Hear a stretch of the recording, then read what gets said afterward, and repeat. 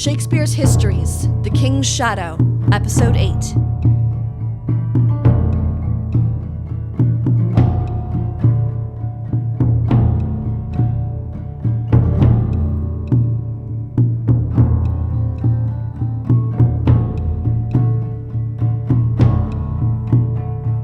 The aging nobles of England, deluded by their belief in their own authority, attempt to delay their fading strength. King Henry IV and the Earl of Northumberland, once close allies, lead opposing factions grappling for control of the nation.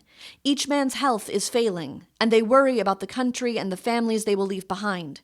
Sir John Falstaff, plagued by both gout and the pox, hopes to live out his final years in ease once Prince Hal becomes king. But first, Falstaff must fight for the royal army.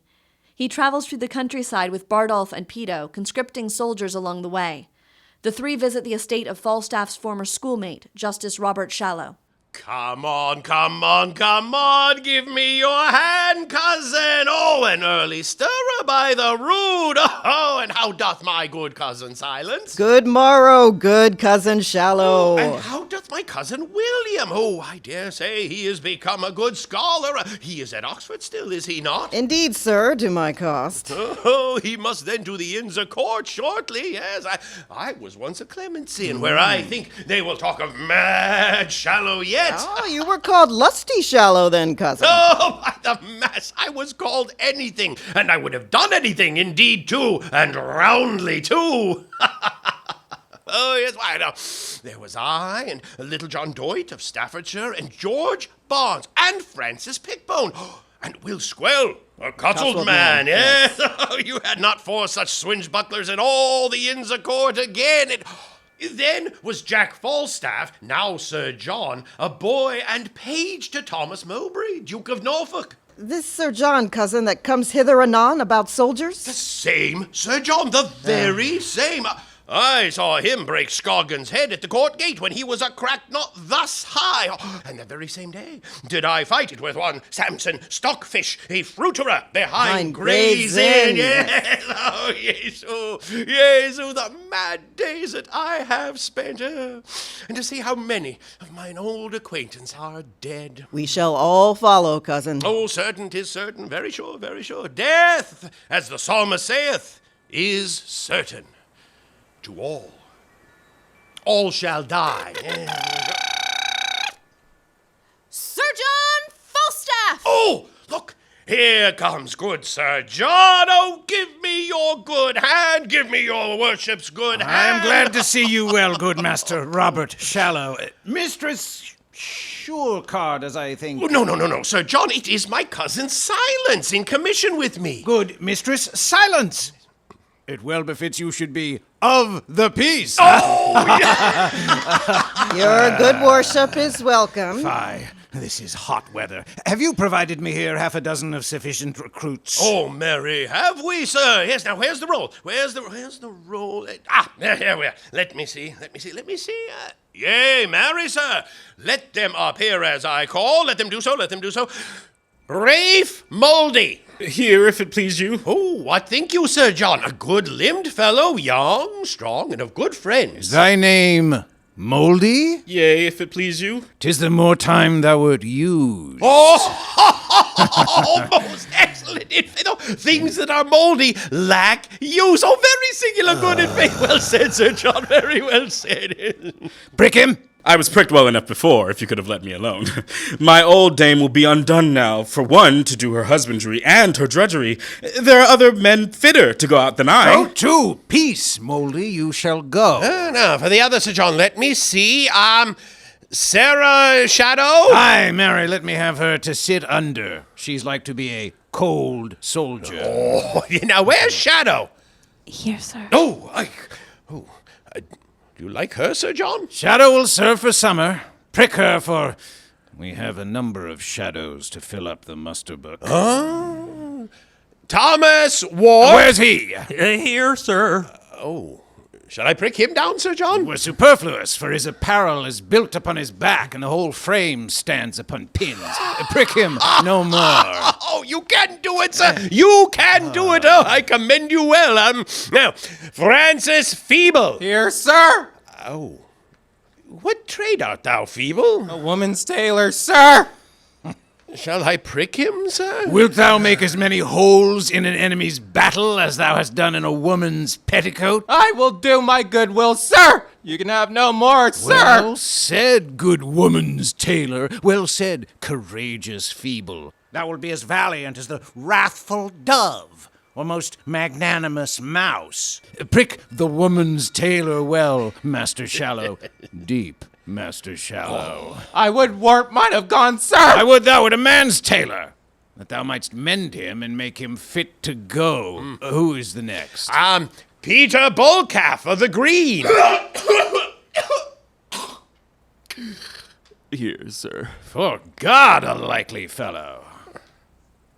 Oh, Lord, sir.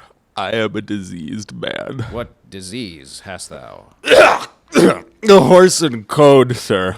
A cough, sir, which I caught when ringing in the king's affairs upon his coronation day, sir. Come, thou shalt go to the wars in a gown. Is here all? Well, you must have but 4 here, sir, and so I pray you go with me to dinner. Come, I will go drink with you, but I cannot tarry dinner. Oh, Sir John, do you remember since we lay all night in the windmill in St. George's Field? Oh, no more of that, good Master Shallow. No more of that. Oh, 'twas a merry night. Yes. And is Jane Nightwork alive? She lives, Master Shallow. Oh, she never could away with me. Oh, by the mass, I could anger her to the heart. Oh, does she hold her own well?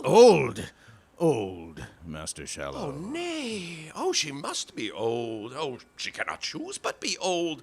Oh, certain she's old. And had Robin Nightwork by old Nightwork before I came to Clement's Inn. That's 55 years ago. Oh, cousin, silence, that thou had seen that this night and I have seen. Oh, Sir John, said I well? We have heard the chimes at midnight, Master Shallow. Oh, that we have, in faith, Sir John.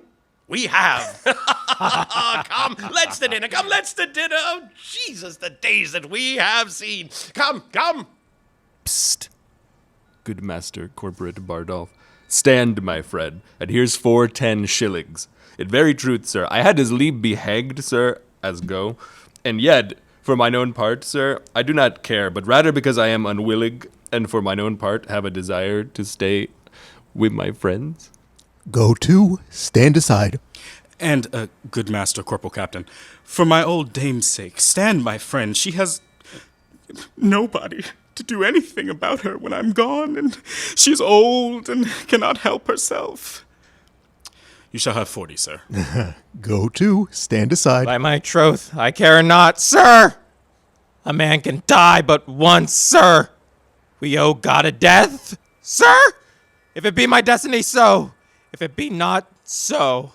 He that dies this year is quit for the next. Sir. Well said. Thou art a good fellow. Come, sir, which of these shall I have? 4 of which you please. Sir, a word with you. I have 3 pound of free mouldy and bull calf. Go to, well. Well, come, Sir John, which 4 will you have? Do you choose for me? Well, marry then. Mouldy, Bullcalf, Feeble, and Shadow. Mouldy and Bullcalf? For you, Mouldy, stay at home till you are past service.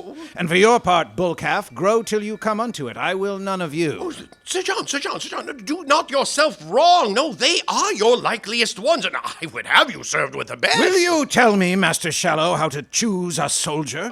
Care I for the limb, the thews, the stature, bulk, and big semblance of a person? Give me the spirit, Master Shallow. Here's Wart. You see what a ragged appearance it is. He shall charge you and discharge you with the motion of a pewterer's hammer. And this same half-faced recruit, Shadow. Give me this one. She presents no mark to the enemy. And for a retreat, how swiftly will this Feeble, the woman's tailor, run off. Oh, give me the spare ones, and spare me the great ones. These will do well, Master Shallow. God keep you, Mistress Silence. I must a dozen mile tonight. Sir John, the Lord bless you.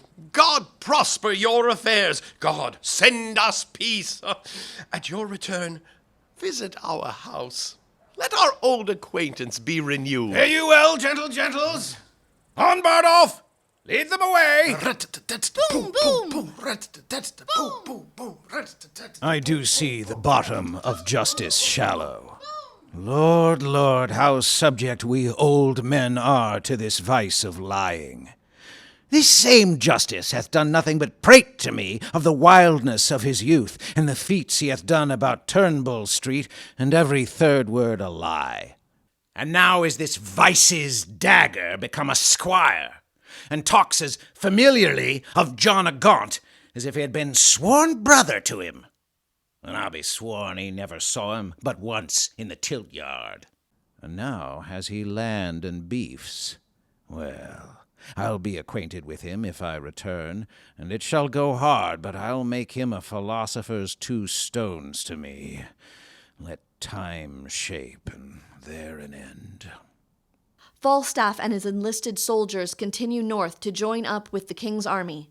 The rebel forces, led by the Archbishop Scroop, Lady Mowbray, and Lady Hastings, have gathered at Galtree Forest, awaiting further reinforcements.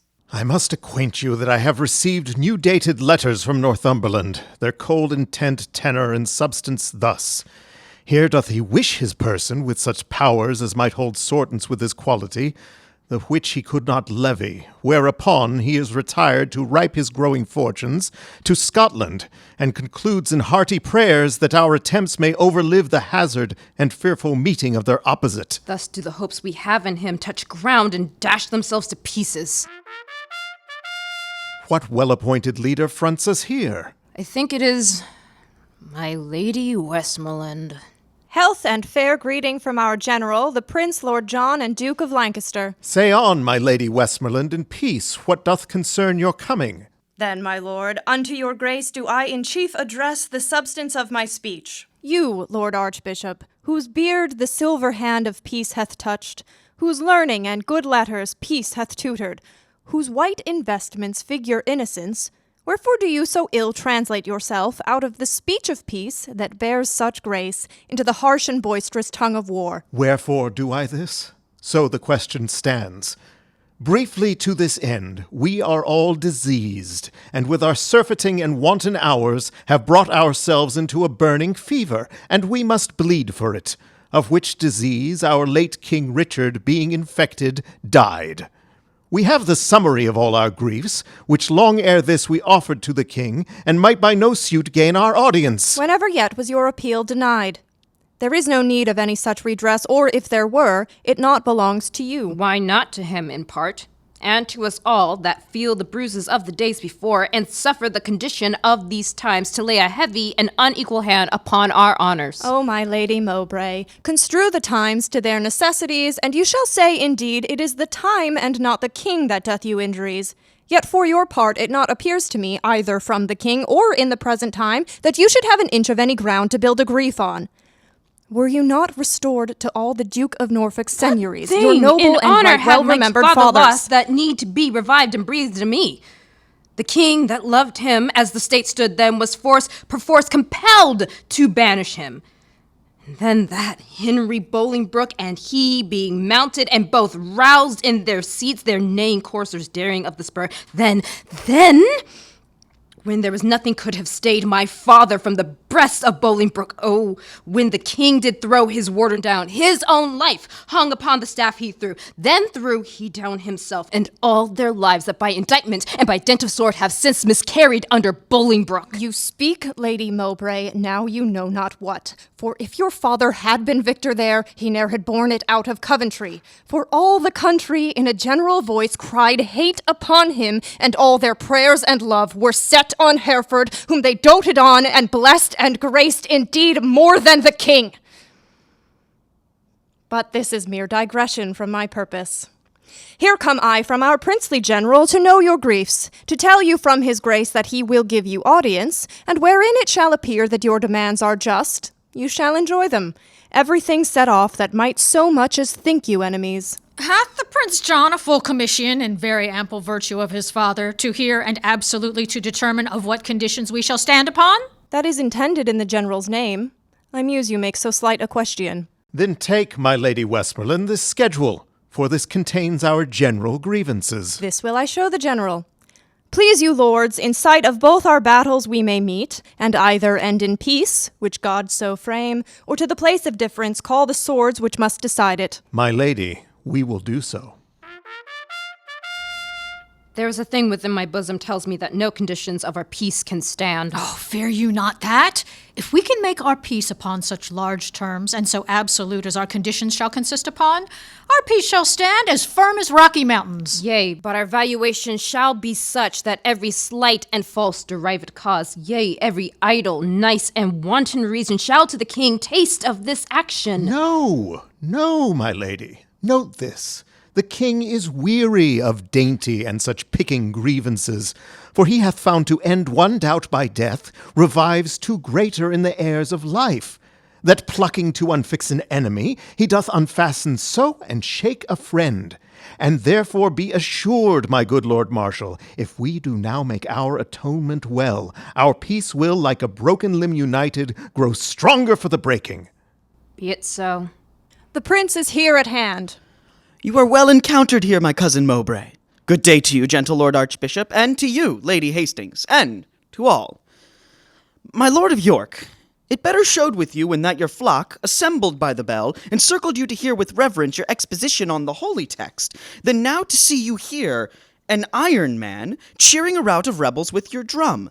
You have taken up, under the counterfeited zeal of God, the subjects of his substitute, my father, and both against the peace of heaven and him have here upswarmed them. Good my lord of Lancaster, I am not here against your father's peace, but as I told my lady Westmorland, the time misordered doth, in common sense, crowd us and crush us to this monstrous form, to hold our safety up.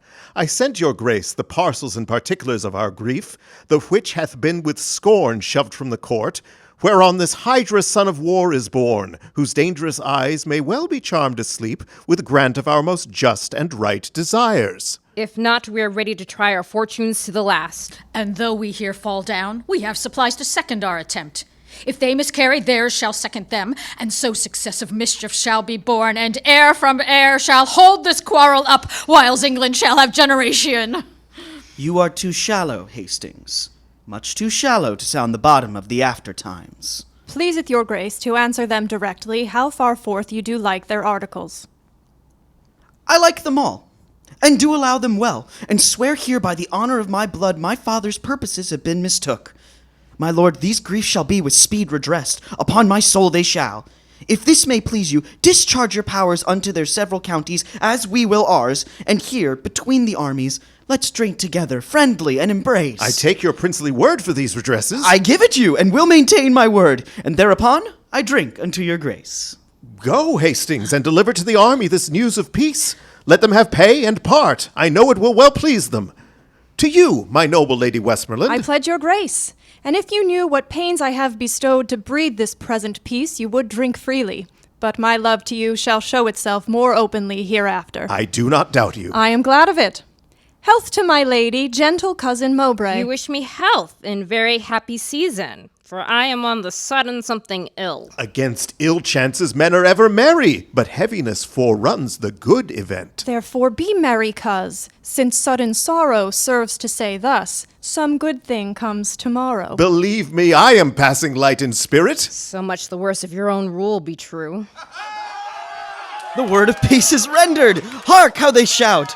Go, my lady, and let our army be discharged too. This had been cheerful after victory. A peace is of the nature of a conquest, for then both parties nobly are subdued and neither party loser. I trust, friends, we shall lie tonight together. Now, cousin, wherefore stands our army still? The leaders, having charge from you to stand, will not go off until they hear you speak. They know their duties. Our army is dispersed.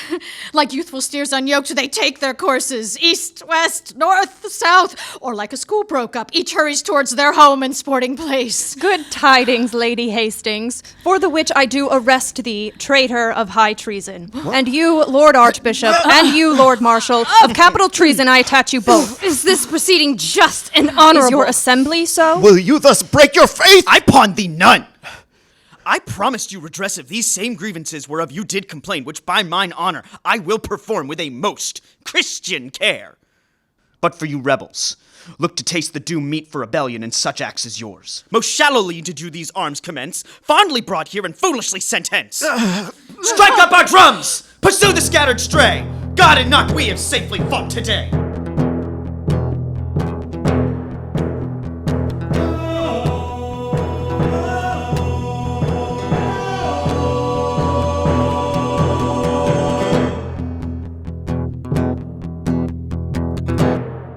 Prince John's soldiers chase after the remnants of the rebel army.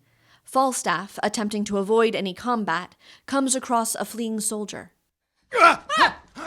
What's your name, madam? Of what condition are you, and of what place, I pray? I am a knight, sir, and my name is Colville of the Dale. Well then, Colville is your name, a knight is your degree, and your place the Dale. Colville shall still be your name, a traitor your degree, and the dungeon your place. A place deep enough, so shall you still be Colville of the Dale. Do you yield, madam, or shall I sweat for you? I think you are Sir John Falstaff, and in that thought, yield me. I have a whole school of tongues in this belly of mine, and not a tongue of them all speaks any other word but my name. The heat is past. Follow no further now. Call on the powers, good cousin Westmorland.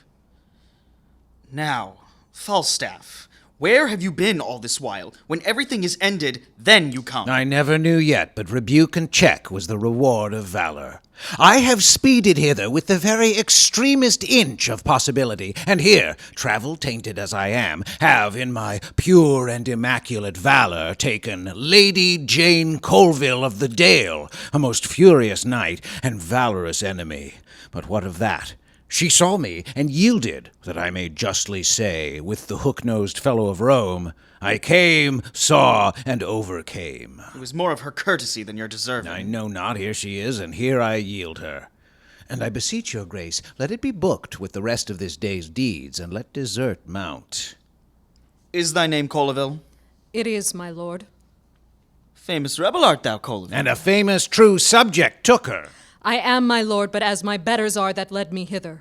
Had they been ruled by me, you should have won them dearer than you have. I know not how they sold themselves, but thou, like a kind lady, gavest thyself away gratis, and I thank thee for thee.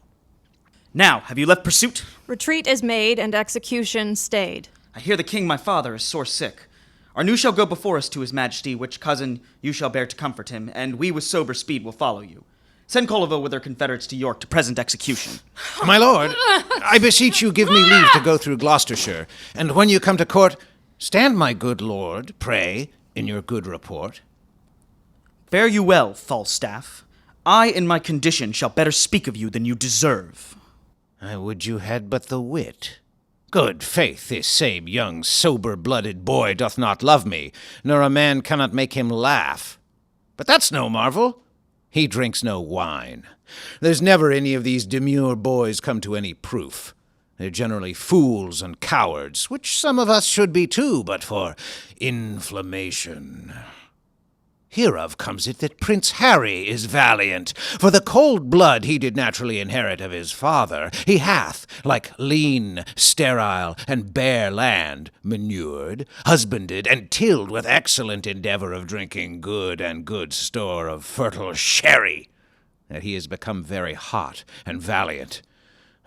If I had 1,000 sons, the first human principle I would teach them should be to forswear thin potations, and to addict themselves to sack. How now, Bardolph? The army is discharged all and gone. Let them go. I'll through Gloucestershire, and there will I visit Master Robert Shallow, Esquire. I have him already tempering between my finger and my thumb, and shortly will I seal with him. Come away! While Prince John leads the royal army in Yorkshire, King Henry's two youngest sons, Thomas, the Duke of Clarence, and Humphrey, the Duke of Gloucester, assist him in London. They have been serving on the King's Council in place of the often truant Prince Hal, and tending to their father during his bouts of sickness. Now, sons, if God doth give successful end to this debate that bleedeth at our doors, we will our youth lead on to higher fields, and draw no swords but what are sanctified. Our navy is addressed, our power collected, and everything lies level to our wish.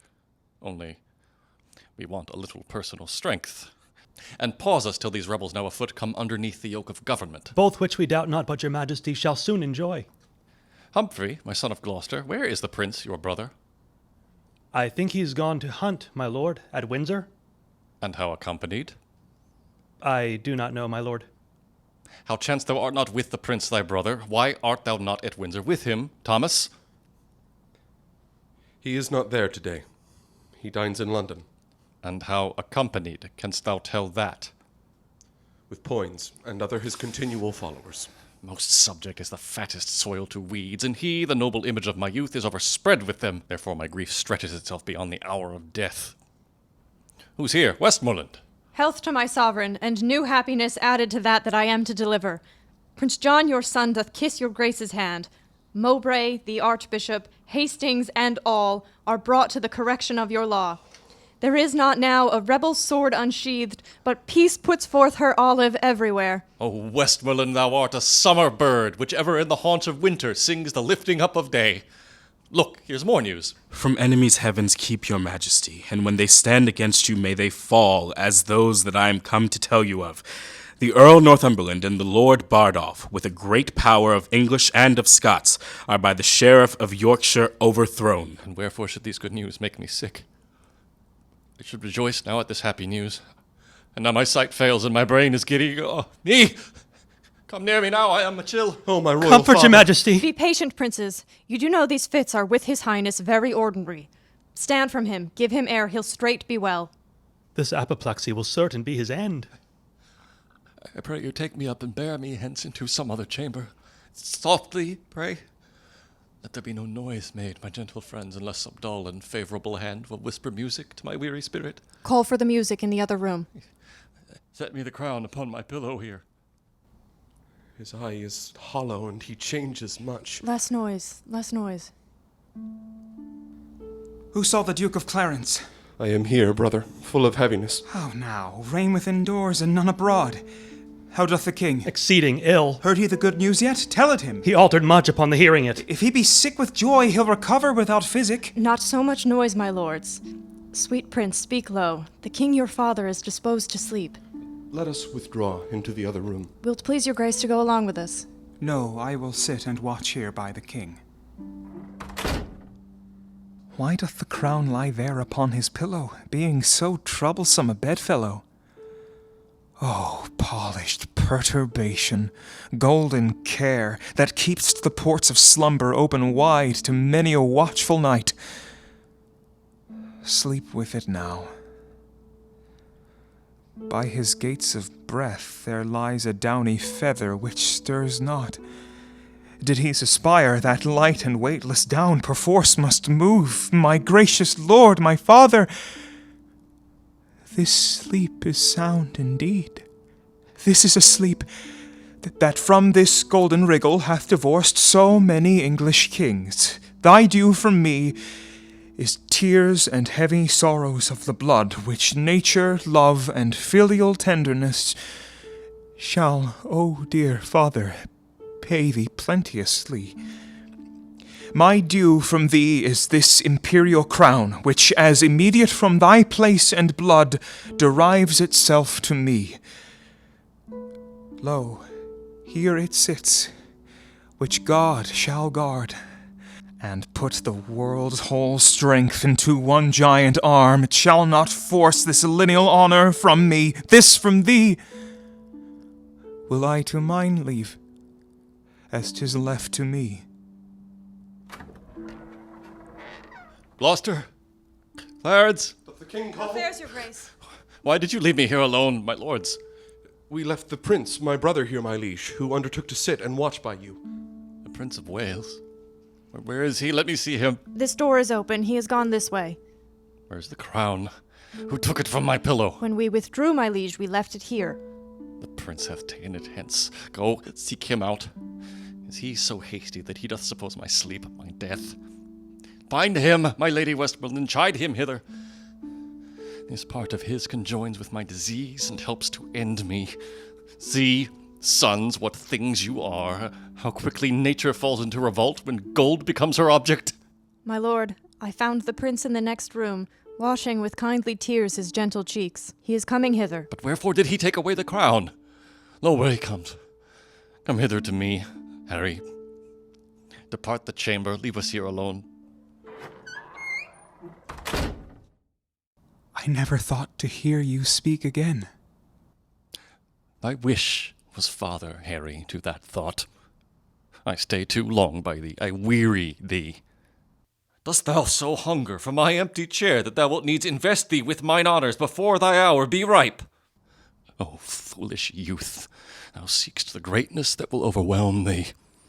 Thou hast stolen that which after some few hours were thine without offence, and at my death thou hast sealed up my expectation. Thy life did manifest thou lovest me not, and thou wilt have me die assured of it. What, canst thou not forbear me half an hour? Then get thee gone, and dig my grave thyself, and bid the merry bells ring to thine ear, that thou art crowned, not that I am dead. Let all the tears that should bedew my hearse be drops of balm to sanctify thy head, only compound me with forgotten dust. Pluck down my officers, break my decrees, for now a time is come to mock at form. Harry the Fifth is crowned. Up, vanity. Down, royal state, all you sage counselors, hence. Oh, my poor kingdom, sick with civil blows.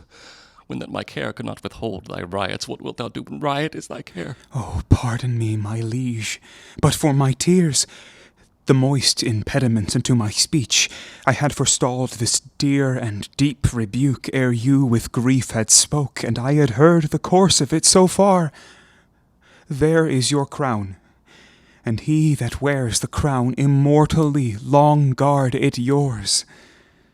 God witness with me, when I here came in and found no course of breath within your majesty, how cold it struck my heart.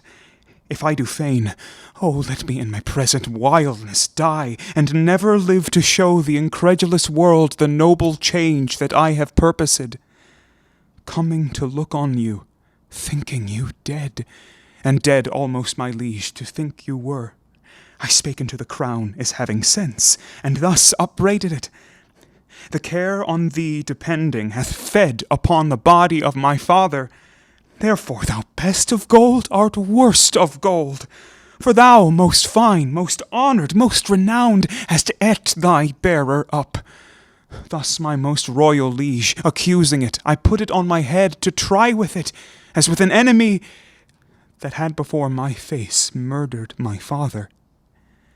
But if it did infect my blood with joy, or swell my thoughts to any strain of pride, let God forever keep it from my head, and make me as the poorest vassal is, that doth with awe and terror kneel to it. O my son, God put it in thy mind to take it hence, that thou mightst win the more thy father's love, pleading so wisely in excuse of it. Come hither, Harry. Sit thou by my bed, and hear, I think, a very latest counsel that ever I shall breathe. God knows, my son, by what bypaths and indirect crooked ways I met this crown, and I myself know well how troublesome it sat upon my head. To thee it shall descend with better quiet, better opinion, better confirmation, for all the soil of the achievement goes with me into the earth. And now my death changes the mood, for what in me was purchased falls upon thee in a more fairer sort. Yet though thou standst more sure than I could do, thou art not firm enough, since griefs are green, and all my friends, which thou must make thy friends, have but their stings and teeth newly ta'en out, by whose fell working I was first advanced, and by whose power I might well lodge a fear to be again displaced, which, to avoid, I cut them off, and had a purpose now to lead out many to the Holy Land, lest rest and lying still might make them look too near unto my state. Therefore, my Harry, be it thy course to busy, giddy minds with foreign quarrels, that action, hence borne out, may waste the memory of the former days. More would I, but my lungs are wasted so that strength of speech is utterly denied me. How I came by the crown, O God, forgive, and grant it may with thee in true peace live. My gracious liege, you won it, wore it, kept it, gave it me. Then plain and right must my possession be. which I, with more than with a common pain, 'gainst all the world will rightfully maintain. Look, here comes my John of Lancaster. Health, peace, and happiness to my royal father. Thou bringst me happiness and peace, son John, but health, alack, with youthful wings is flown from this bare withered trunk. Upon thy sight, my worldly business makes a period. Where is my Lady Westmorland? My Lady Westmorland. Doth any name particular belong unto the lodging where I first did swoon? 'Tis called Jerusalem, my noble lord. Praise be to God! E'en there my life must end. It hath been prophesied to me many years I should not die but in Jerusalem, which vainly I supposed the Holy Land. But bear me to that chamber, there I'll lie. In that Jerusalem shall Harry die.